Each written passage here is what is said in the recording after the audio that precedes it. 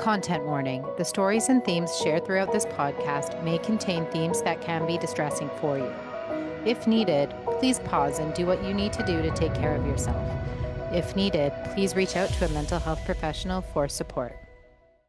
Welcome back to another episode of Resilient A.F with Blair and Alana, featuring Alana, Alana.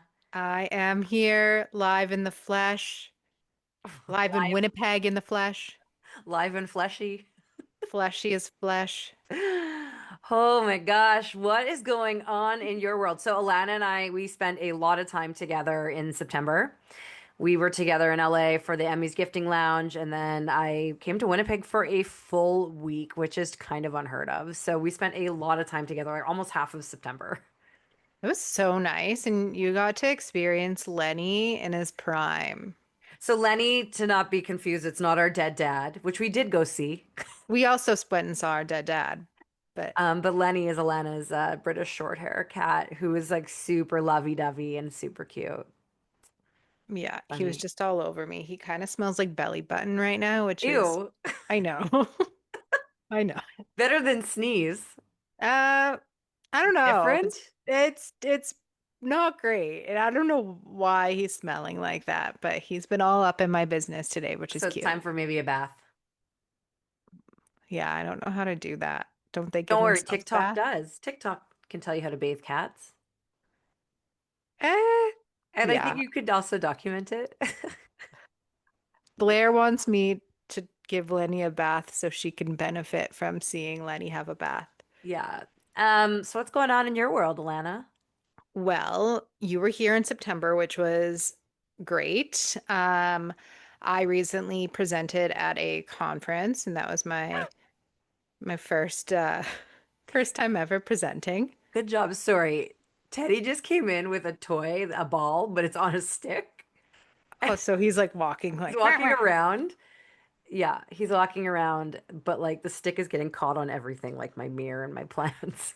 Classic. Yeah, so I had my first presentation ever, and I was just going over some of the feedback, and it was pretty good. What'd you talk about? It's a great question. I talked about approaches in working with families who are grieving or going through loss. And yeah, it was my very first time. So I ended up taking a Calm AF strip. So Calm AF strips are from Aegis Naturals, and they really help with basically calming you down. And so we had met these people, Bunny and Vaughn, in like March, and then they were telling us about these strips, and then they brought them. And so I've dabbled in them, and They brought them I to took LA, they Alana. brought them to LA. Yes, they did. And then they gave us some, and so I was so excited. I was like, "Great, I have this presentation. I'm going to take it." And I took it and was like so calm during the presentation that one of the comments, like I had some comments being like, "Oh, she was funny," and "Oh, da da da." Then there was one comment that said, "No energy," and I was like, "Well, I guess the calm AF strip really worked because I felt great." Um, No energy. no, it just You said are talking no. about like death. Yeah. Yeah, I'm like, I'm sorry, I'm not like happy, whatever. It's good to get feedback because it helps for future presentations. Only Like, half a I just com, thought it was funny only half a because com strip.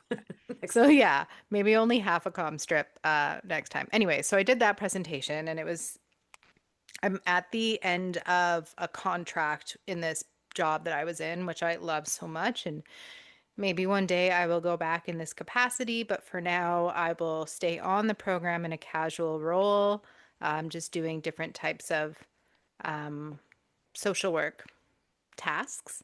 And I am also starting to a new job this week, which is exciting, working with kids and families And and anxiety. anxiety. Everyone needs a calm AF strip. Maybe I should just bring Calm AF strips for everyone. You'll be out But of a job. seriously, if you want to feel Calm AF, you need to look it up. Aegis Naturals. It's I my friend bought a pack when I was telling her about it because she tried it out.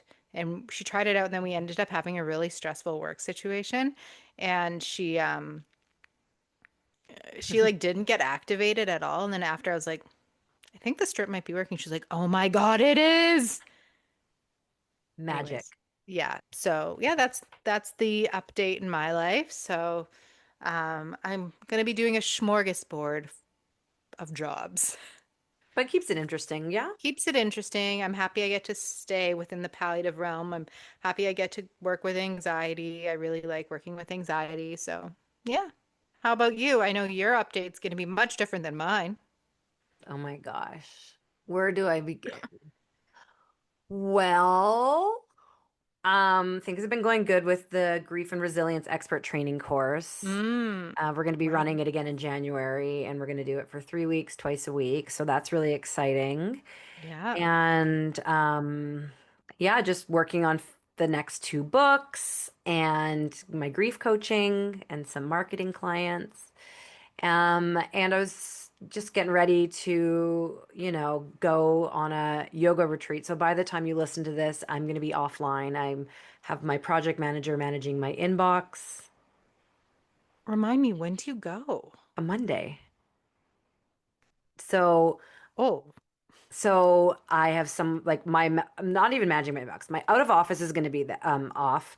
I am going to pre-schedule some social media posts and I will be checking in with my husband and only once with Alana during this week because I decided like I do a lot of travel for work in the grief space and with the Global Resilience Project that I wanted to do something that was just for me without work being tied to it. So for months I've been had this planned and me and a friend are going. It's on Bowen Island. It's from Monday the 13th till the 17th, so it's 4 nights and it's yoga and wilderness and like there's some ceremony and I'm going to bring my laptop in case I'm inspired to write and work on my book. I know that's work, but for me it's creative outlet.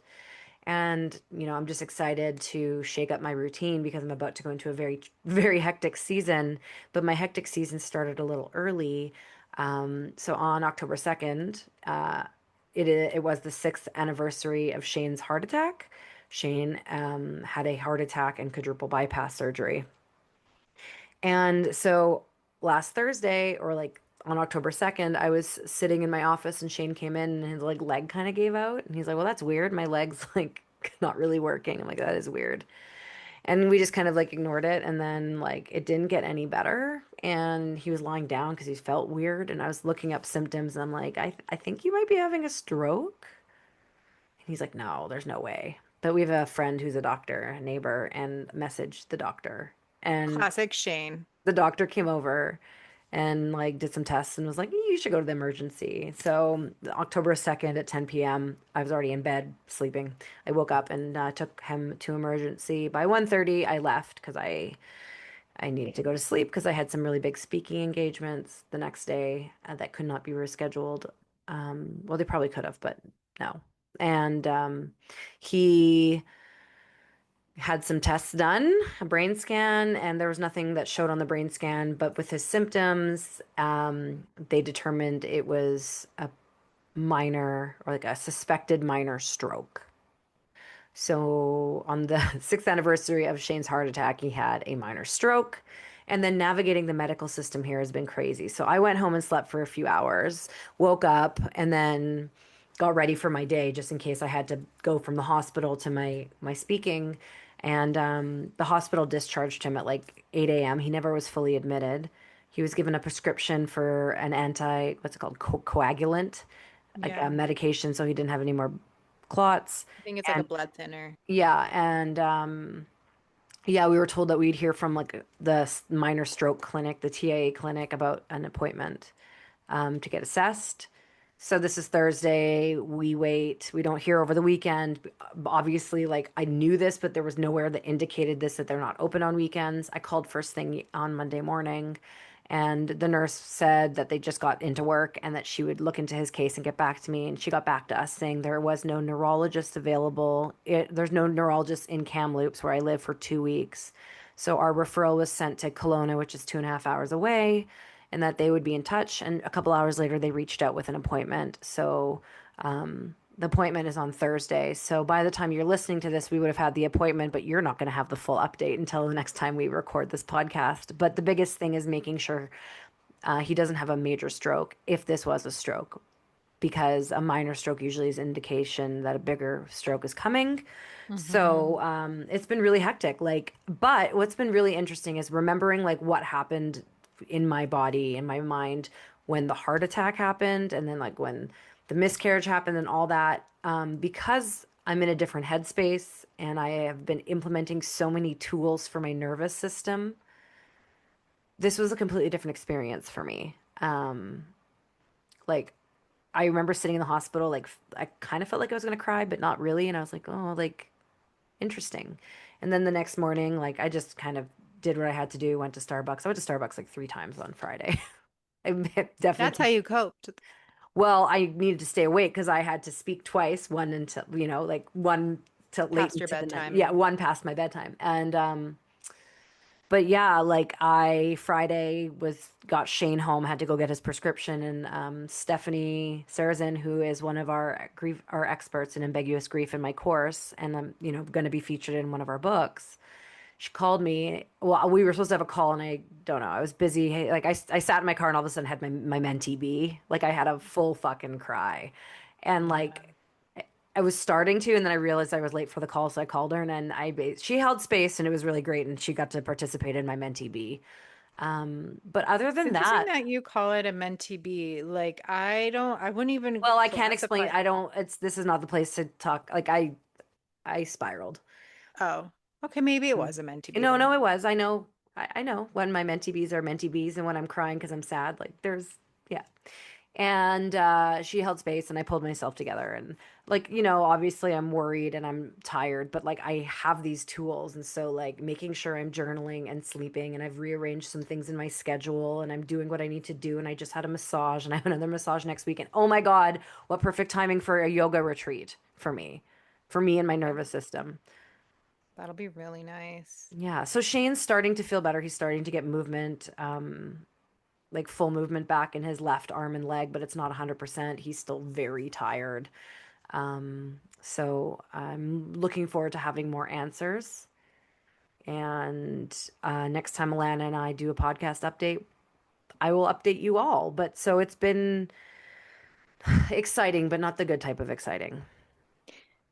Yeah, and it's interesting because when you've gone through any sort of medical trauma, whether it's yourself or someone else, the way you respond and react to these events is gonna show that because the body remembers in different ways. And so, like the way for me, I was very, I got very triggered because our mom was very much a minimizer at first with her health stuff. And so I kept being like, okay, like you should go back. If you it's been 24 hours, you should go back to the hospital. Um, and because that's my reality with what it was like for our mom and needing answers. So it's impressive to see how your nervous system has been impactful because the fact that you're able to wait until Thursday, I wouldn't be because despite all the work I've done on myself and whatnot, the plan in the Kaplan, it's like our alarm bells are ringing. Yeah, so I agree. It's also one of those things where like how much can you influence someone else, right? And Hmm. so like he is from cut from the cloth of like slicing his hand open on a blade and instead of getting stitches gluing it shut, or like having a heart attack for a week and a half and not going to the hospital till like I forced him. And so and we, maybe you a bit more, like feel a little weird and you go to the doctor. So it's like the two ends of the spectrum. Yeah. And so like obviously there's only so much we can do to Hmm.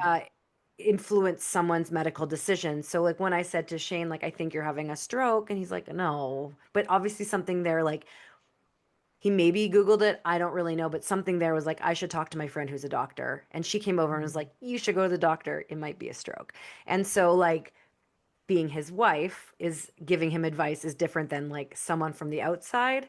And Mm-hmm. also she said like, if your symptoms start to get worse, like staying the same is fine, getting better is great, but if they start to get at all worse, immediately go to the ER. So we've been Mm-hmm. on high alert like for the first 48 hours, like when I had to leave the house to do some work stuff, I made sure that there was always someone here. And for him, like, yeah, he's still really tired and like he's not back to full functioning. And I'm getting him out every day for a walk, and his mom is here picking him up to go, and they're going to go for a walk. And I think that's really great, but his pain tolerance is so crazy that like Yeah. something that, might completely like knock us down doesn't knock him down. So, at the time of recording, it is October 7th. It's Tuesday. In 2 days, we have an appointment. If things take a turn, there'll be an immediate trip to the ER, and he knows that. But I think it's just like you can only do so much, right? And Mm-hmm. also, because like he is someone with high medical needs, like type 1 diabetic, and I've been with him for 14 years, like there's been various medical crises and 911 calls and trips to doctors and specialists. After mom died, he went blind, and he's had his heart attack, and there's been some really bad low blood sugars where I can't get it high, and like just like incidences, like it happens. And so I think also because it is part of my reality, like, it is really fucking scary and terrible, but also, like, it's become a normal part of my life. Mm-hmm. It doesn't make it easier, but it's less of a shock. Like, it's still a shock, but it's less of a shock. Yeah. It's like that saying, like you're shocked, but you're not surprised, or surprised but not shocked. I I don't don't know what know. the Whatever. saying is. But I guess the other thing, like we talked about offline, is like the caregiver, like because like being a wife, I'm also his Mm-hmm. advocate in the medical system. Because in Canada, well, I don't know how it is in the US, but in Canada, with free medical, I say free as in like you pay with pay in other ways, like not always getting the adequate care and like needing to have an advocate and Higher taxes. higher taxes. Anyways, like, so not only am I his wife and his like friend, but like his advocate and also like the secretary between him and like maybe work or family or friends, like the rest of the world, because there's only so Mm-hmm. much he can, field. And the caregiver, like making sure he's taking his meds because he's on a cocktail of meds, not besides his diabetes, he's on all these heart meds and now a new blood thinner. And like, it just, because 50-year-old men need someone to give them their pills, trust me. Like anyway. Yeah. And I mean, like I travel a lot, and like it's at a point where like there's only so much I can do as a caregiver, but it's a lot. And I really have been thinking about like who takes care of that caregiver. And like in this situation, like when the heart attack happened, like mom was just there for me, like Mm-hmm. chatting with her and being, and so like my mom and dad are our mom and dad are dead, and like yeah, you're here for me. It's just not the same. You're not a parent, you're kind of like the equal. Yeah, And that like makes I sense. don't want to lean on, like Val's going through it too, my mother-in-law. So it's definitely interesting this time because it's like when I want to go call mom, and then like dad would be the default to also call because he did have good advice for me and he did support me in the best way he could. And but they're both dead, and it's like I've had friends reach out like, you're the caregiver, you need someone to take care of you. I'm like, what do I even need? Like, I can tell you I've been ordering a lot of food if you're listening to this, like DoorDash or Skip the Dishes gift cards are great, and we've gotten a few, but like, I'm responsible for taking care of myself on top of all of this, which is why the Yeah. yoga retreat is coming up, and I'm so fucking excited. And I'm going to That'll be be in the so. rainforest, and I'm going to do yoga and massage, have a massage, and do walks on the beach, and not have anywhere to be except for yoga. You can also get in a Ouija board and reach out to mom and dad Mom was with in my yes. dream last night. Really? Want to hear about it? Do I Okay, want so I to? had I have fairly like interrupted sleeps, like mostly only if I share a bed with Shane, and he's went back to his own bed because I like wanted to make sure he was fine. But Hmm. he's now back in the guest room because he snores. but my cats wake me when it's time to eat anyways. And so I went back to sleep after I fed the cats, and I had this very weird dream where me and you and mom were like at Tim Hortons, and like mom was trying to order in Spanish, but no one spoke Spanish. She got in the fight with the worker there because she's like, you have to speak English. And like mom threw a donut at the worker, and like you and I ran out because we were so Oh. embarrassed, but it was so funny. Like mom was in her dream and she was speaking. I don't even think mom's like mom's. She, the only thing she knew how to say in Spanish was uno más cerveza, por Yeah, I was gonna favor. say cerveza. Yeah, But anyways, mom came to visit me last night, so maybe she was trying to just tell me go eat some donuts. maybe. Or just like it's okay to not be serious and throw donuts at Yeah. people. Yeah. So, but yeah, I don't know. I mean, like I'm in a like I guess like we're all always in a season of sorts, and it's life, and that's why when things are going really well, I love to take that time to really bask in that glow and that glimmer, because it's like this sense of peace. And it's never going Hmm. to last because life is lifey. Something's going to happen, a job change, a person change, a health change to you or someone you love. Like I have so many friends going through so much right now with, sick parents or big changes and life, and it's not always calm. So when it's calm, if you're listening to this and nothing's going on, like enjoy. And if you are just feeling like you're always riding a wave of hard, it'll eventually have to stop. Like the ocean eventually like takes a minute. Yeah, it might. Or am I not? It might not. I mean, it'll either take a minute now or when you're dead. So Yeah. Well, that would it'll be like take the a minute. ultimate rest, or would it be? Hopefully. Yeah. That's my hope. Yeah. So that's my update. My update is that I'm getting ready to go on a yoga retreat and then on a grief trip to Australia. And then we're gonna go, Alana and I are meeting in LA at the end of November. We're like mid-November for End Well and Grieftastic, which we're both going to just attend both. And it will be great. It'll be great. With Griefy Gals on the loose. It's gonna be good because we're gonna meet some like celebrities in the grief space and hopefully get some new podcast guests and friends. And like it's interesting because people know who we are and we know who people are, but we've never met a lot of these people. So Griefy Gals on the loose. And you know, it'll be fun with Griefy Gals on the Loose What? because usually when the Griefy Gals are together, unless it's Grief Week, we're working in some capacity Yeah. and we get to just But be. we're learning, so it's not We're like learning, but it's not like we're not needing to on. be on Well, in the we same will all way. be on. You're always on though. I'll Yeah. be in low power mode unless I have to not be in But low like power. we're gonna be like learning and schmoozing our little hearts out. Yeah. I'll be schmoozing our little hearts out while you stand beside me looking cute. Looking smiley. Smizing. I'm trying to right now. I can't. Smile, Lana. If you're watching the video, you could see me smize. Um, so I think that's a good update for now. Shane's alive. Shane's alive. I'm alive. I'm alive. Great. We're here somewhere. When you're listening to this, Blair will be in Shavasana and I will not be, And if you're unless listening it's to this nice. and it's like not on the release date, I may be back from the retreat, but Alana and I will have another couple podcast episodes in between now and well. And Hmm. the next one we do, we'll have updates on Alana's new smorgasbord situation of work, and we're going to have more updates on our books. We still have spots available in Resilient A.F. Stories of Resilience Volume 3.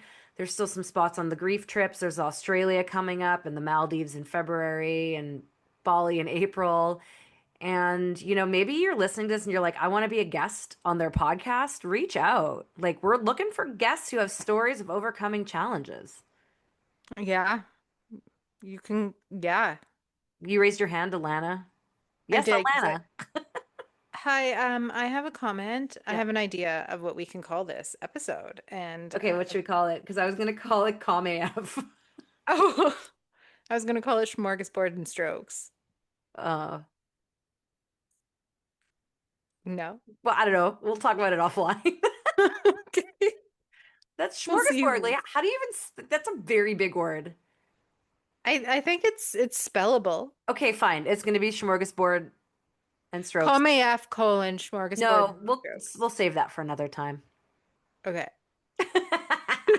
Okay, well, thank you for tuning in to another episode of Resilient AF Smorgasbords and Strokes with Blair and Alana. Alana's on the smorgasbord. My husband's on the strokes. Little yin, I'm a little yang. a little yin yoga, yang yoga. Is it yin and yang or yin yang? Yin. Yin, yin, But yin the yang. symbol is a yin yang. Anyways, this is probably time for us to end. So No, we have the sillies. Here we go. if you Always. stayed for this long, welcome to the Sillies. So we're grateful for all of you.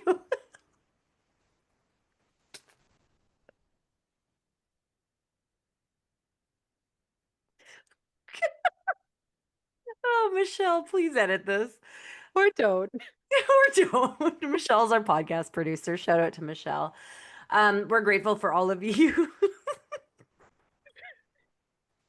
We did so good. We did so good. Alana and I only get the sillies when it's the most inappropriate times.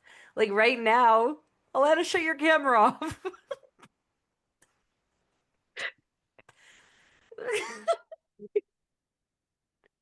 I'll do it too. Okay. And remember, everyone, you are Resilient AF. Thank you for tuning in to another episode. That's a wrap for another episode of Resilient AF with Blair and Alana. And thank you for listening. Are you feeling inspired to bounce forward? Let's connect at theglobalresilienceproject.com, where you can read many stories of resilience, buy our books, shop our clothing line, learn more about how to strengthen your resilience muscle, be empowered, and more. Remember, friends, you are Resilient AF.